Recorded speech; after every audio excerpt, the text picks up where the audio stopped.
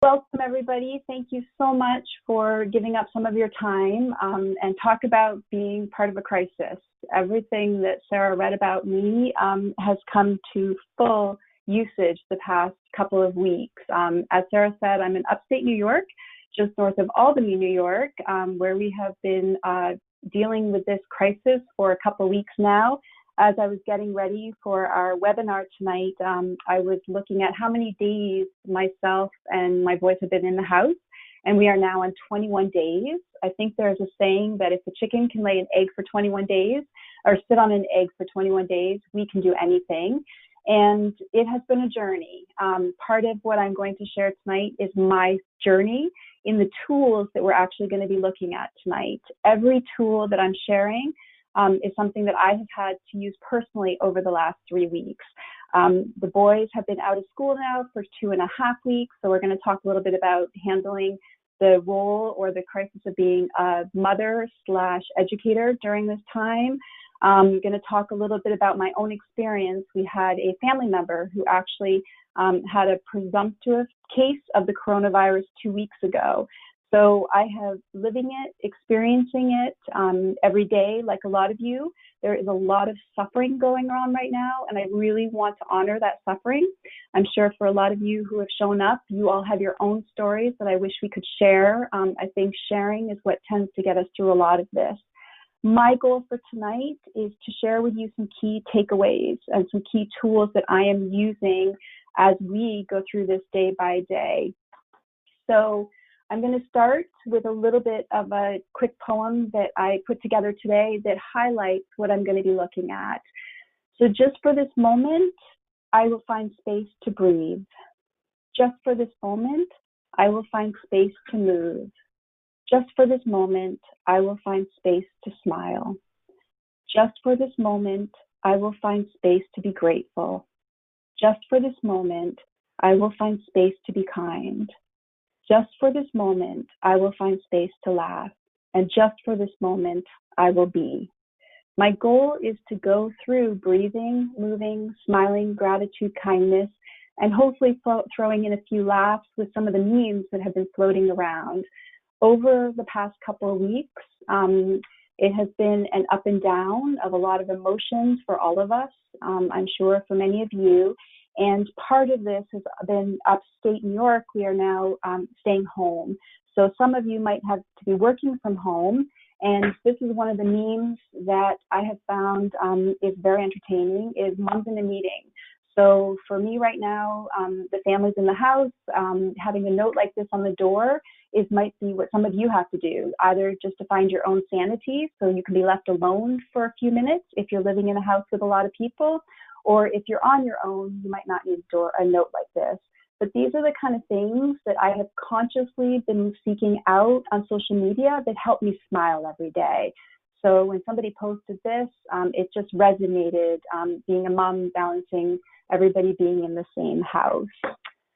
So let's start with what is mental health. And my goal is hopefully some of you will have questions that you want to ask about, what I've put up here, and that you will kind of be able to, we can focus on those after. But I really want to start with this basic definition of what is mental health. And it's defined as this level of psychological well-being. Also, when we think of mental health in a crisis is this idea of a time when there's a really difficult situation going on. And as a world, that is where we are right now. So when we look at a functioning at a satisfactory level of emotional well-being, I don't know about you, but for me, that satisfactory level has changed a lot in the past 3 weeks. For those of you who are still to be touched by this, you might be still at a higher level of satisfactory functioning. But this one from Netflix that was floating around the internet really resonated with me. Can you please turn off "Are you still watching" feature? We are in quarantine, so yes, we're still watching, and I don't need this kind of judgment in this time of uncertainty. If you could please update with it, "Are you sure you want to eat that" notice, that would be much more helpful at this time. That totally resonates with where we are. I actually had a friend who posted on Facebook that once a week you are meant to put on pants that would button because we're living in stretchy pants. So today is my day of getting into those pants, and after 3 weeks, we've been eating very well in this house. So the Netflix is also keeping us entertained. So when it comes to satisfactory level of mental wellness, we all need to decide for ourselves. 3 weeks ago, it would have looked a lot differently. Getting out to a job, helping other people, doing things in the community. I was seeing clients. As of today, I'm not seeing clients unless they'll connect over Zoom. A satisfactory level of emotional and behavioral well-being might be getting dinner on the table, so we're all eating one healthy meal during the day. For us right now, one of our to-do lists is to get outside for at least a half an hour. Upstate New York, we have not had the best weather yet, so hopefully, I keep joking that we are 1/3 of the way through our quarantine. So hopefully in 60 days, 20 days from now, we will have had better weather so we can get outside. So part of this mental health wellness is really you being aware of where you're starting. Some of us can handle stress in a different way, and it's all about what is this level for yourself. So if you're not getting dressed for the day, so what? If you're getting out of bed, maybe that's enough. If you're not getting out of bed and you're watching Netflix all day, maybe that's a really okay way of coping right now. There's a lot going on in the world. So it's a matter of how are we coping? How are we taking it day by day? And I really think now it needs to be fluid.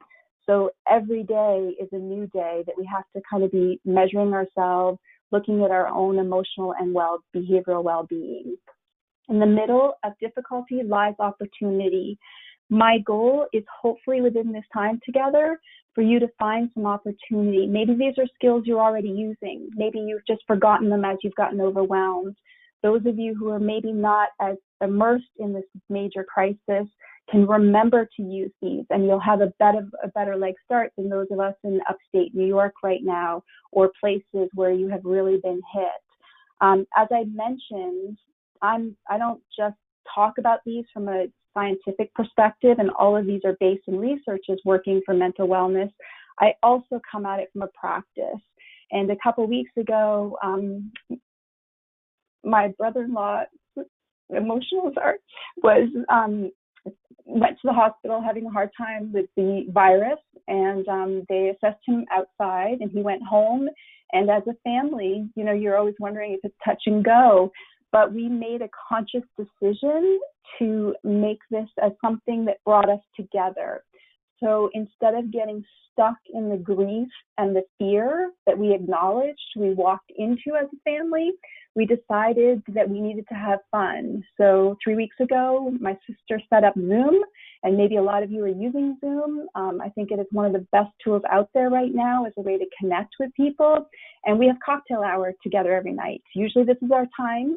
So we will be having cocktail hour after the webinar tonight, but we all connect. We all get on from our cameras. We spend maybe anywhere from 10 minutes to an hour and a half. And it just has really brought us together. We laugh, we get updates. So this idea of how we all move through this, we can take ideas from other people, from us coming together in a time that was really scary.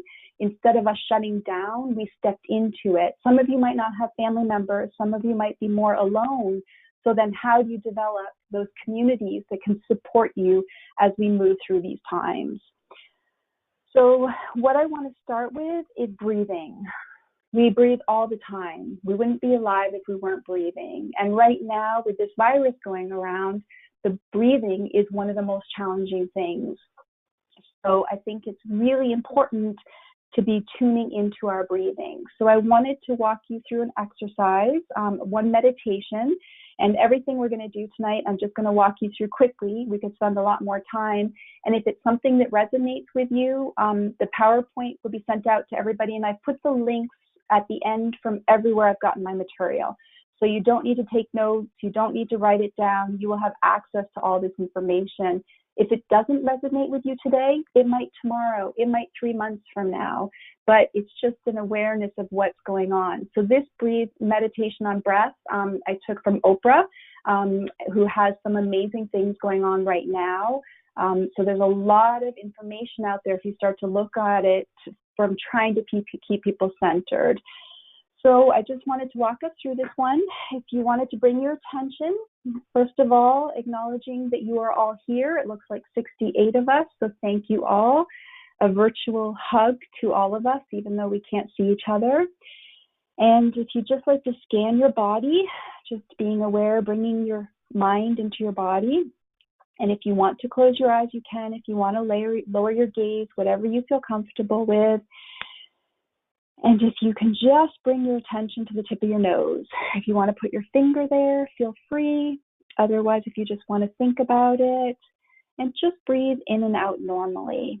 A lot of the times, we don't even acknowledge our breathing until we start to hear about it becoming compromised in the news. And then a lot of us might start to feel, especially with anxiety, that it's constricted. So taking a deep breath, getting that airflow through your nose. Now envision your breath as a faint cloud of pale golden light going in and out of your nose. Feel the soft energy being carried by your breath. Let it relax and calm your mind, easily without forcing anything to happen. The process will take care of itself. Remember that no matter what difficult challenges you're facing, and everyone's facing a very difficult one now, as we can cultivate a little bit of quietness and expand our awareness, solutions will flow through us that we haven't even imagined or predicted. Taking one more breath, bringing us back. So, breathing, what is it about? It is so powerful. If there's nothing else that you take away from this evening, I hope it's the power of breathing. And if it's something that interests you, you can go online and there are thousands of different breathing techniques.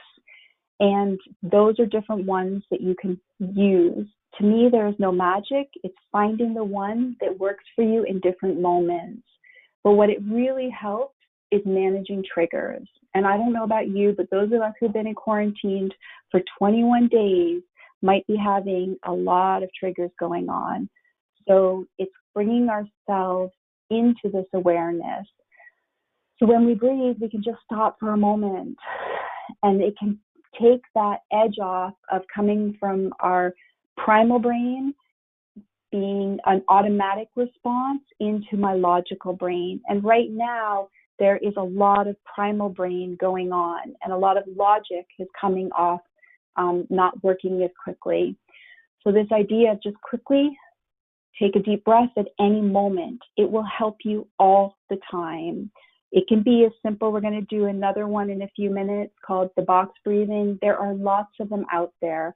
But the number one thing that can help keep us calm and pause and smile is our breath. Just noticing our breath. And this can really help us also when we've triggered other people. So some of you who are with families right now, trying to do schoolwork, trying to do homework, some of you just trying to survive day to day, realizing that when we breathe, that can take us out of our emotional response into a more grounded response. And when you're angry, count to 10 before you speak. If you're very angry, count to 100. Those of us who, and those of you who will be in shutdown with family members, with pets, with apartment buildings, small confined areas, there can be a lot of needing to count to 100, or playing fancy songs that will make you move your body, which is the next thing. This week I was meeting with a group of women, and one of them is a yoga woman, and she put it in such a way that resonated with me, because we've been in our house for 3 weeks.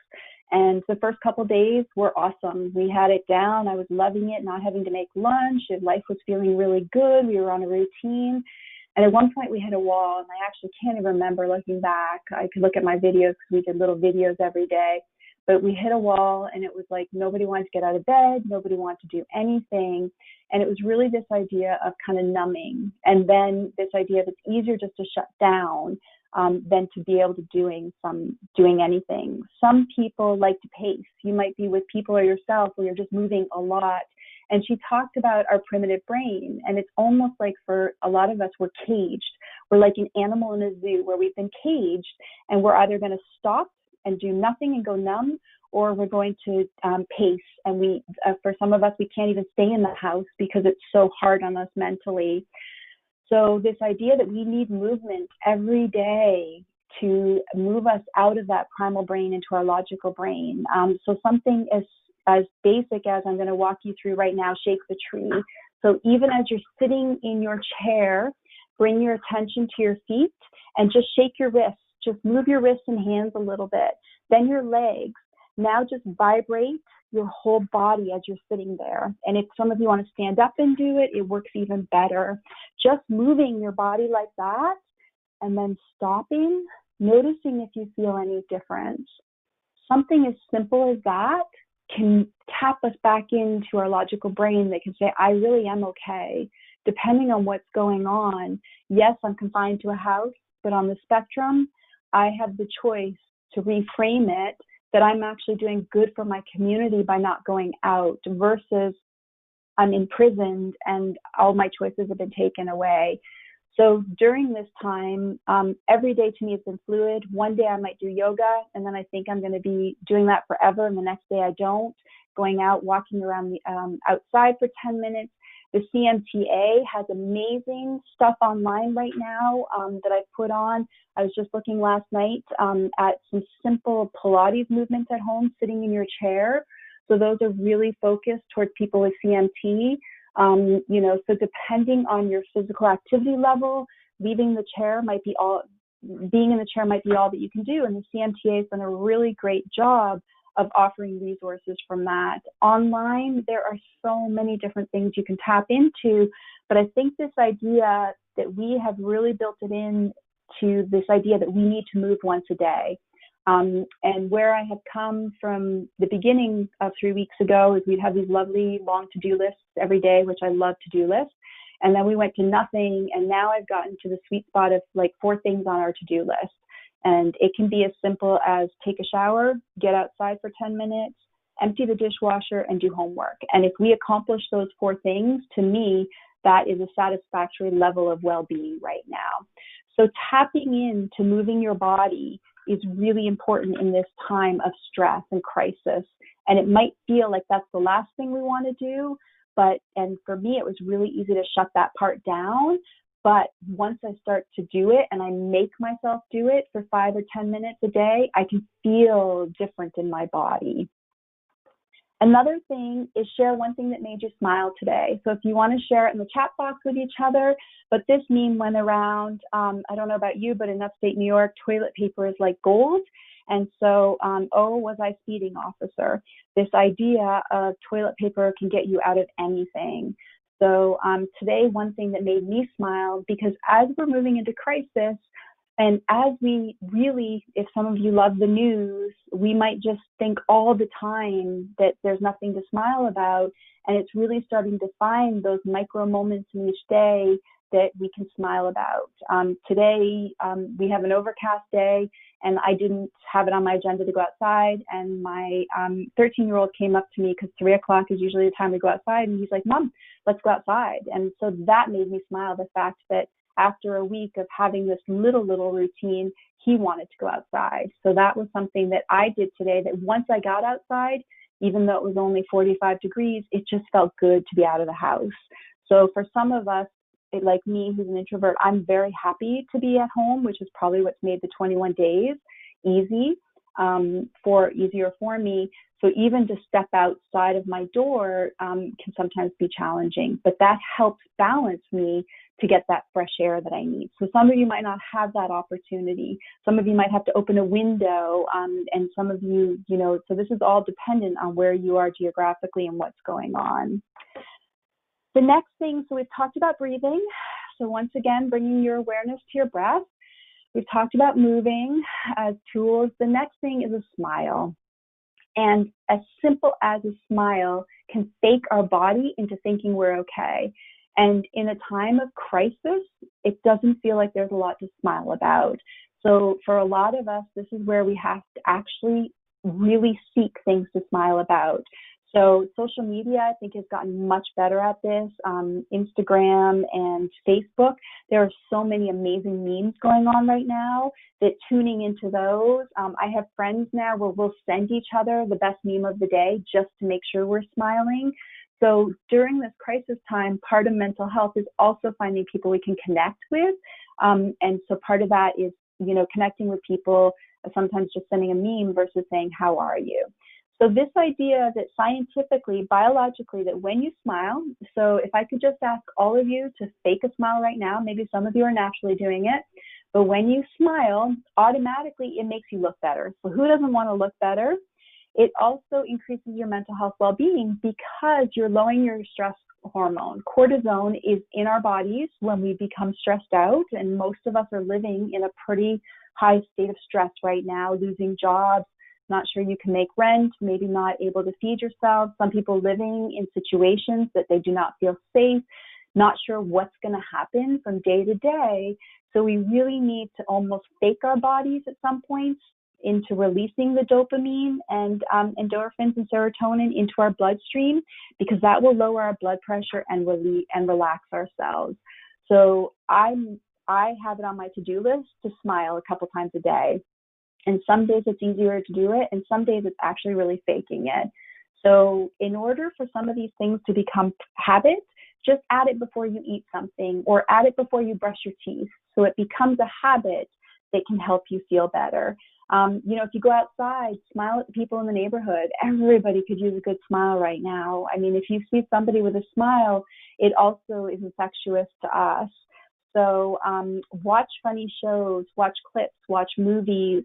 As we've moved through the 3 weeks, in the beginning I was looking at news everywhere. Now I know for my own mental health, I check in the morning to see the crisis that's going on, and it's never good news. But within that, now we're starting to have stories that show the humanity and the world coming together. But at night, I will not watch the news because it impacts my sleep. And I need good sleep right now in order to keep functioning. So I've tuned into watching things that make me laugh at night, movies, shows, anything on YouTube, reading a good book that will just kind of help me to smile in the evening. A smile is the shortest distance between two people. So this idea that even for some of you who are isolated, if you're able to get out and walk and just smile at someone, that might be enough. Everybody having a distance in 6 feet at least apart, sometimes a smile is all you get, and that might be enough that you need. Just to make you smile, you can't see what I'm wearing, but you can imagine that my new social distancing outfit just arrived from Amazon, and this is what it looks like. I've always wanted a princess dress, and now they're making them to allow my family to stay far enough away from me. So these are the kind of things that we can have fun with. And no, I did not order this off of Amazon. This is one that is also going around that a lot of people are having fun with. So we've talked about breathing. If you want to take a breath, just to remind yourself. We've talked about moving. You want to shake your hands or, roll your head a little bit just to get yourself moving. We've talked about smiling, and some of you have genuinely smiled. Some of you have fake smiles. Hopefully everybody did a little bit of a smile. Now we're going to move into gratitude and coming from tools to keep our mental health wellness during such a crisis time, a time that we have never seen before as a world. This unites us, brings us together as a world. I think one of the silver linings to this is it's impacting everyone at some level, whether it's through a personal story like mine or through somebody that you know who is doing frontline work, or you're just hearing about it in the news. This is something that we all have common together. So from that perspective, we really need to move into understanding that we're all suffering together, which in a way is comforting, as isolating as it feels to be at home, to be locked down. It almost feels like as a community, we are coming together the closest through technology, through the creativity. And it's really about choice, in my opinion. We have no choice over this virus. We have no choice over the devastation that it is bringing upon us. We have no choice about how our bodies will respond to it.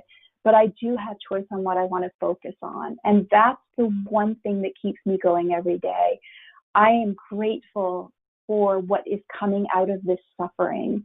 And what's coming out of it to me is seeing the kindness in people, seeing the connections that are developing amongst people, seeing the good things and places in our lives. Depending on what level of suffering, and we're all going through different levels, some people are struggling to have food on their plate. So being grateful might even be more challenging. A lot of people losing their jobs, maybe thinking in 3 months of losing their home environment.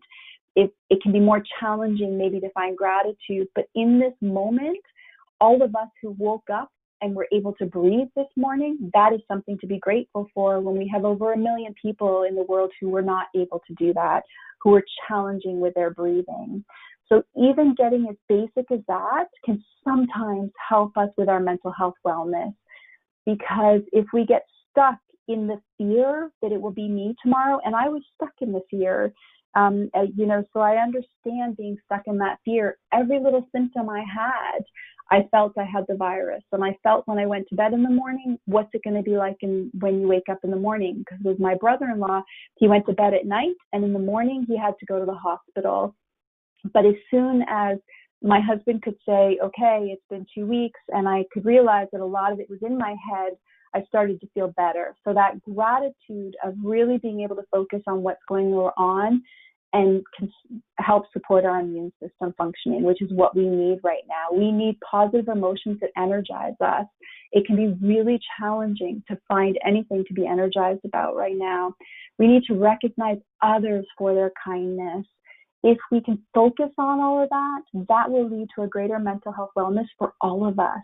So by me doing all of this, it benefits other people. And I think one of the biggest struggles I have had is realizing that I really need to put my mental health wellness and my family's mental health wellness first. And that is okay, because then that I'm taking care of the small people that I'm able to.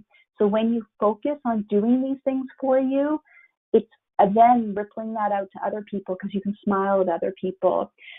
So let's just practice for a moment.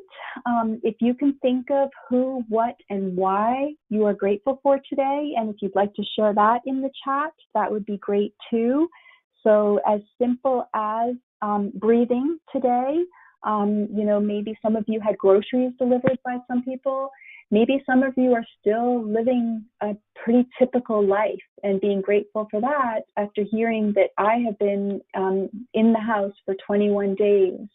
So I think that whatever it is, I think what's really important now is sending connection with other people. So is there someone that you can send an email to, a text to, a phone call, telling them why you appreciate them? We're starting to see that movement of communities at a set time stand out and cheer for their frontline workers, their doctors, nurses. That is gratitude at the most amazing level within our world right now. So can you make a video? Can you write a letter? We woke up this morning and my brother-in-law had sent the most beautiful email to all of us, thanking us for being part of his health, part of his recovery for 2 weeks. And it was really touching. So I think as we practice gratitude, it can really start to energize us and help us choose what we can focus on when so much is out of our choice right now. So I'm grateful that I'm not in the water with this alligator. It can be as simple as that. But one of the takeaways, one of the things that you could actually start to do is to think about, what are you grateful for? Thank someone mentally. There's 3 things right now that went well today.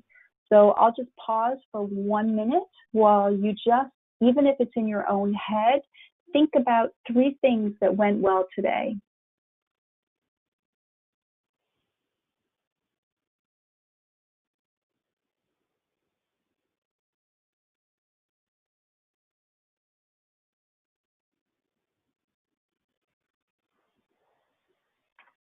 So gratitude can lead us to kindness. And right now, kindness is free, and it is something that we can pass on. Right now, a lot of people are struggling with finances. It's a really challenging time, but kindness is something that costs us absolutely nothing, and can shift the way that people feel. And I think this is something that we also need to do for ourselves. We need to be compassionate with ourselves and with others.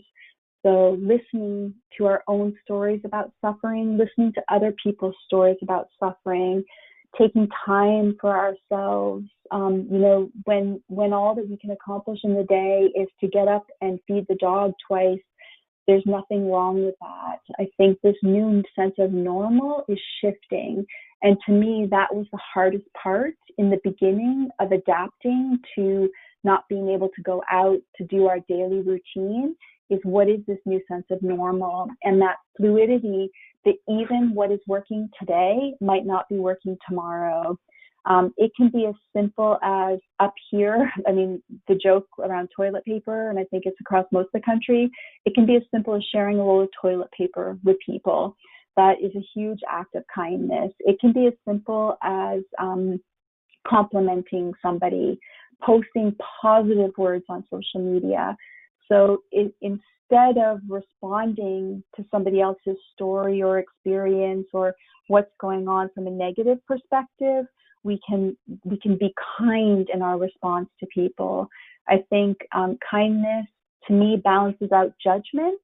And I think as we get scared, as our mental health and we get more stressful, it can be really easy to move into judgment and to think about, well, I wouldn't do it that way. How could they do that? How could they be doing that? I would never do that. But I think, honestly, everything now is not the way we ever thought it would be. That if we can just be kind about everything, that allows us to be curious. It allows us to be compassionate. So maybe if you're able to help people in your community, are you able to do lawn groceries? There was a great one that I saw going around Facebook where a neighbor lived next door to an elderly man. And so they set up a system that green, he would change the colors on his window every day, a construction piece. Green was that he was okay. Yellow was he needed something, and red was an emergency. And that allowed him to feel connected, and it also allowed the community to feel engaged with him. So it can be even coming up with creative ideas like that. Sending a kind word to one person a day. It can be as simple as that. For a lot of you who might be isolated, not feel you're connected with people, are there people that you haven't reached out to in a while? Do you want to host a Zoom get together? What can we do to enable to connect with people? Compliment the first two people who talk to you. In the morning, start off with a smile and start off with something kind in your own family. So that's kindness. And remember, it's free, so we can pass it on.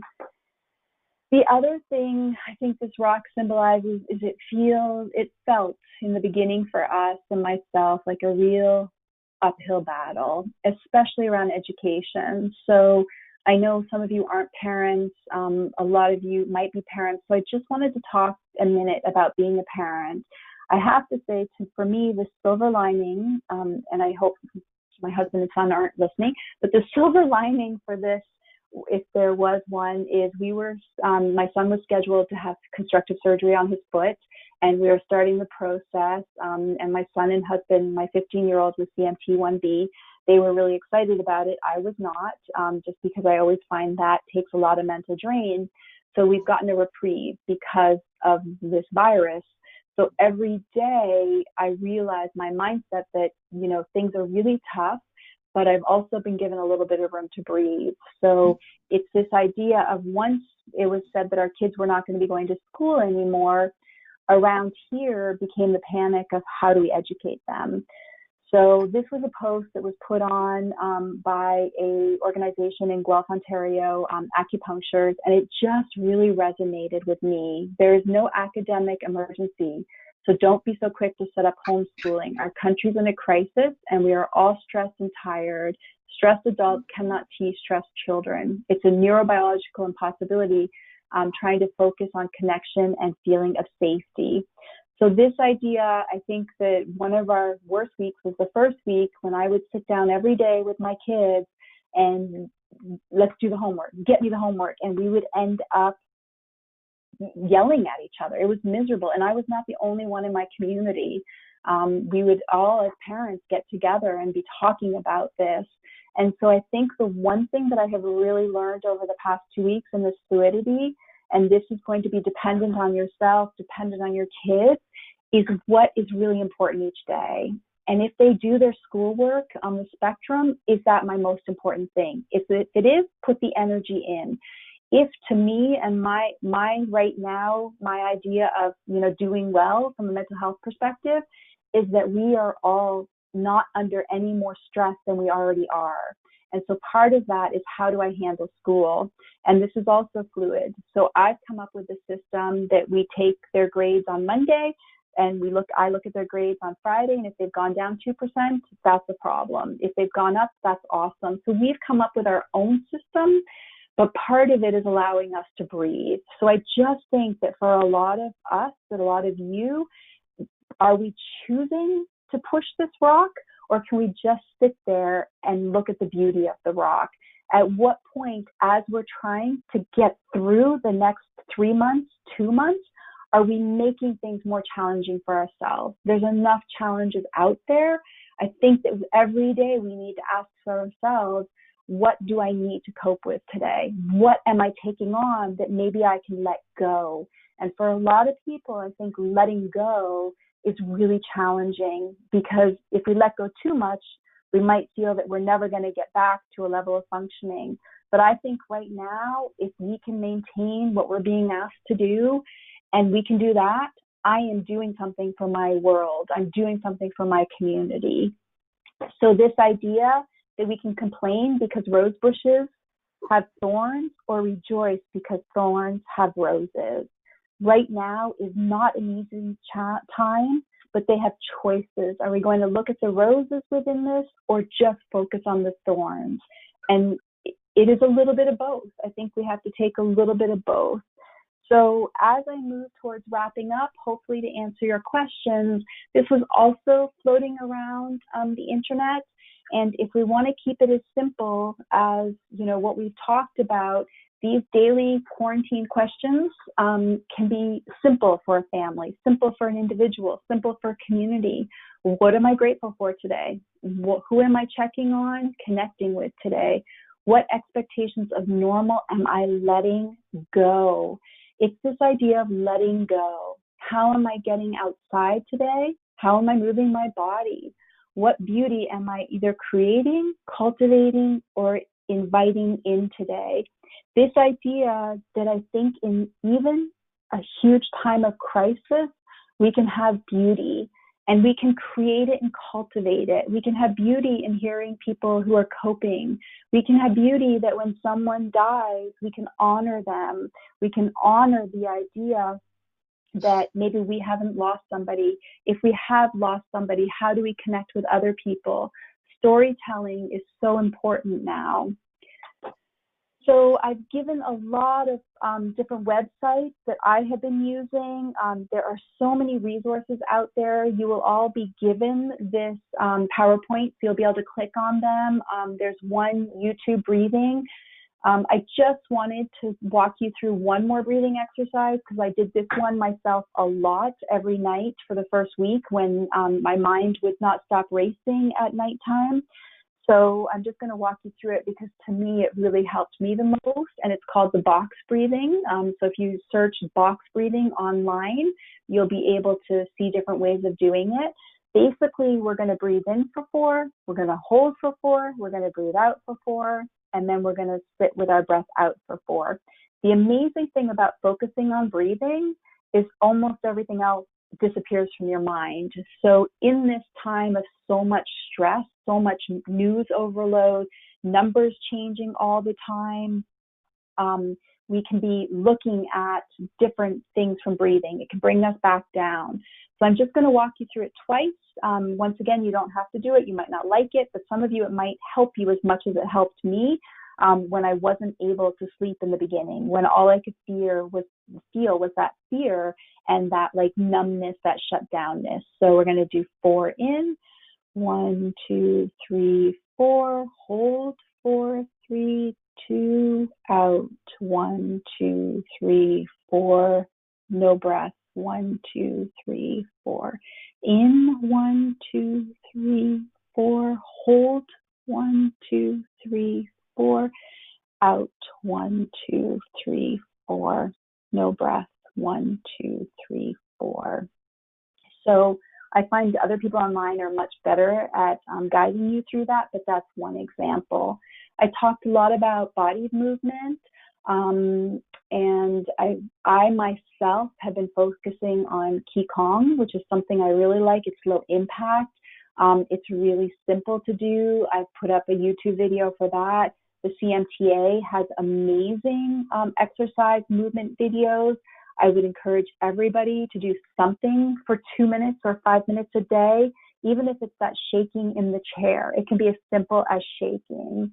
Gratitude, I've put on, some of you might have teenagers, and this challenge with this time of crisis with teenagers unto itself adds a whole different layer. So the change to chill is actually a lot about teenagers and different ways of helping teens cope with this. Depending on how connected they are, some teens are flourishing right now, because I always joke for my 15-year-old, who I always was wondering if it would be a challenge with him and his computer usage. Now it's a gift. So the fact that he can keep himself entertained, that he is socializing and not even asking to leave the house, has made my life much easier. Kindness, the positive psychology has a lot of great information on kindness. Mindfulness, I've given you the website here that has a lot of meditations, audio to listen to. Things that I have not talked about, but I have found very beneficial, is something called tapping, emotional freedom technique. I use this a lot in the first week, and I've given you the YouTubes for those. Music. I had forgotten in the first week some of my daily go-to de-stressors. And so I think that, how do we know if we're not coping well? And I know somebody's asked that question. It's a really great question, because I don't think we always do. I think sometimes it's okay not to cope well. It's when it becomes a problem is when it becomes a new habit. So if you're surrounded by people, they might gently be able to remind you. Or if you find that things that used to make you smile are no longer making you smile, that can be a red flag that someone's not coping well. I think especially people with already underlying mental health issues like depression and anxiety, we have so much right now that can feed into that. If you're already anxious, there's a lot going on that can lead to that anxiety, because it's going on. There's things to be nervous about. Depression, there are things that can really make you feel like life is really overwhelming right now. And for some people, it can feel like it's not worth living. When we talk about suicide, I think that suicidal thoughts are much higher right now. So this idea of having conversations, being able to talk about it, being able to reach out. But music is one great way to also get yourself to move. And I know that when my sister and my mom and my nephew were in confinement with my brother-in-law, they danced every night. They would put on one song and they would dance and move their bodies. And that really helped them. So it can be as simple as remembering to move. There are a lot of great places now you can go for good news. So this idea of looking for good news, there's one new website that I was just looking at with my son that is called Some Good News. He's a guy from The Office. And things like that, if we consciously pull them into our day, can balance all of the stressful news. The one that gets my family laughing a lot is I found these live cams.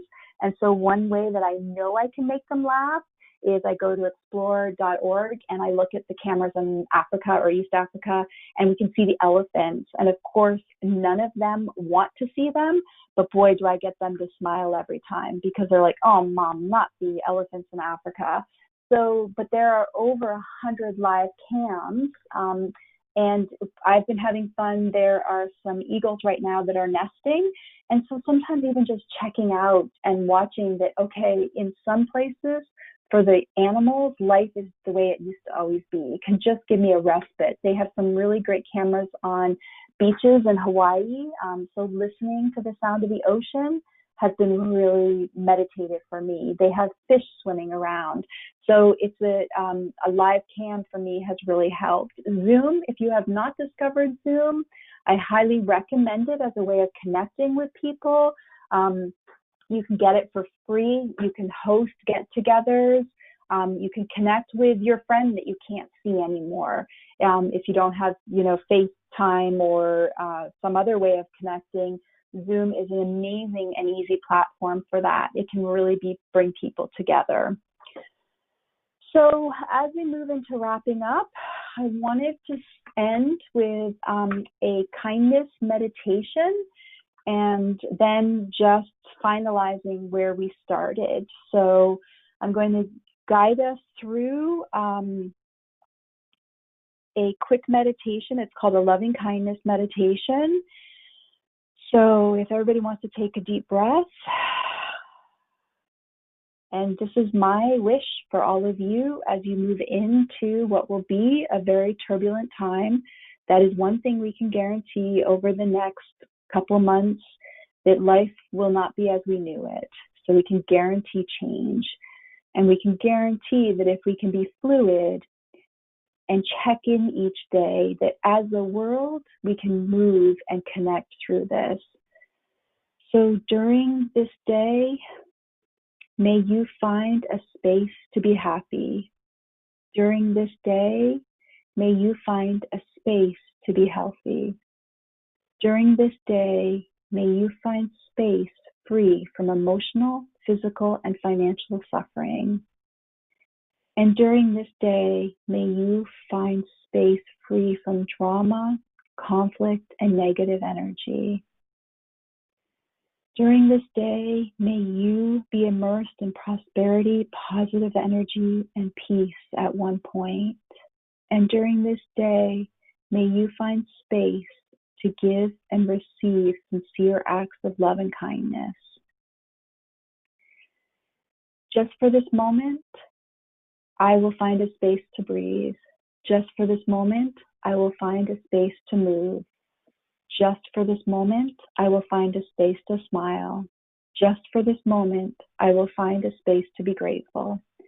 Just for this moment, I will find a space to be kind. And just for this moment, I will find a space to laugh. And just for this moment, I will be. Thank you so much for allowing me to be with you. I feel honored. I hope there are little pieces that you can take away. I hope that within the next week or two to be offering a half an hour space in Zoom to just come together for those of you who would like to meditate. So keep an eye out for that coming out. I'm not sure if we had any questions that I missed or if anybody had any questions that they wanted to ask. Otherwise, thank you all. And I wish for you all a place for mental health wellness during this incredible time in our lives. Sarah, I think it's back to you. Thank you, Elizabeth. I think we're all set with the questions, but I really want to thank you for sharing ways to help us through this time, choosing what to focus on, breathing exercises, recognizing others for their kindness, and thinking about how we can be grateful, and the importance of letting go.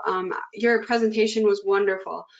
So I hope everyone enjoyed it as much as I did, and I hope you have a great evening.